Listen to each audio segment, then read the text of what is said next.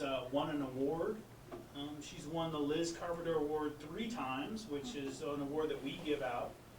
And just because she's on our board, she doesn't get any extra credit for that. It actually merited. A couple weeks ago, she won her 3rd at our annual meeting in Irving. So without further ado, I would like to introduce Jean Stuntz, and she will keep you happy for the next hour. Thank you. Thank you very much.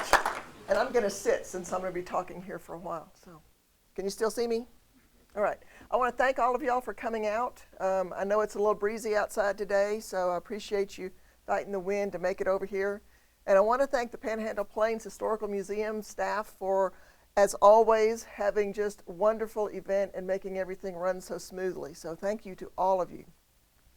So I'm going to talk about women pioneers in Texas, starting with the Spanish. And we don't talk about the Spanish much. If you look around the room here, you can see Indians, right? So when the Spanish came to Texas, this was Indian country.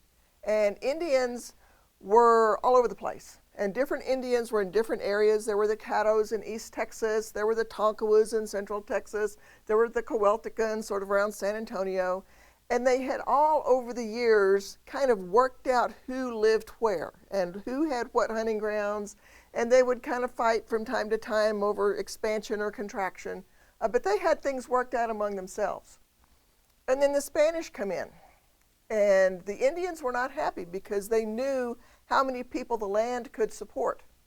And so the Indians were a little hesitant to make friends with the Spanish, especially when the very first Spanish who came in the 1690s did not bring any women with them. They were missionaries and soldiers, and they did not bring women.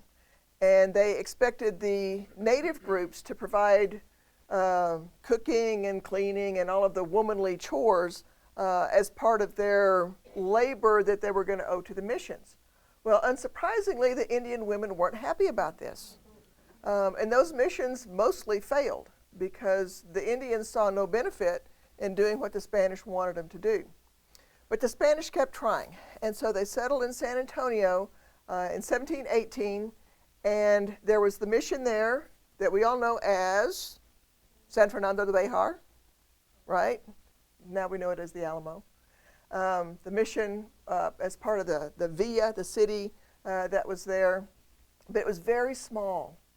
The mission, well, all the missions that moved there were to Christianize the Indians, turn them into good Spanish citizens who would pay taxes to the king. That was the purpose of the missions. Also to save their souls, especially from them becoming those heretical Protestants.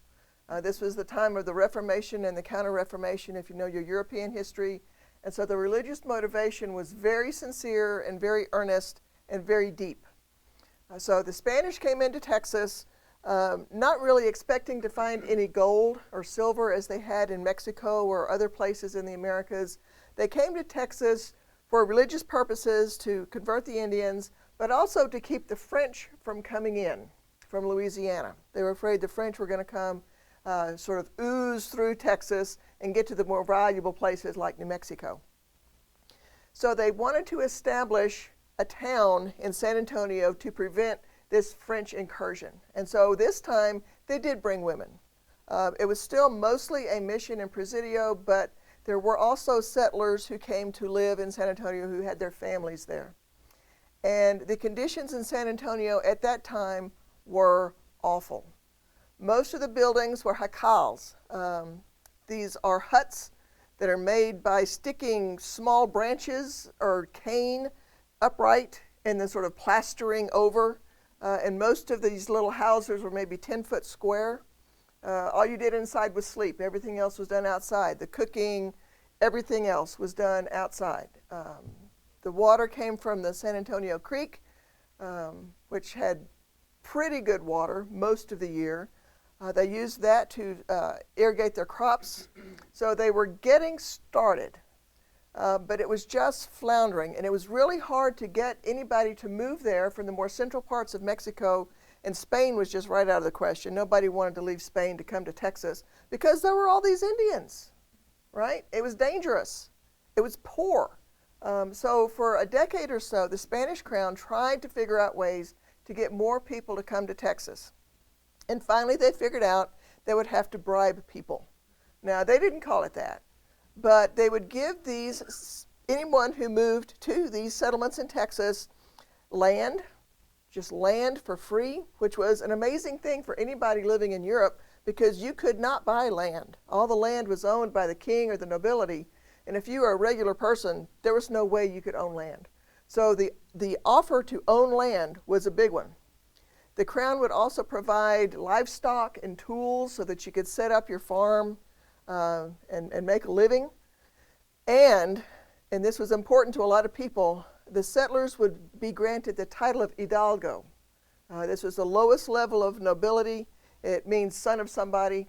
So they could be somebody if they would move to Texas. So they did. And the people who came were from the Canary Islands, just off Spain.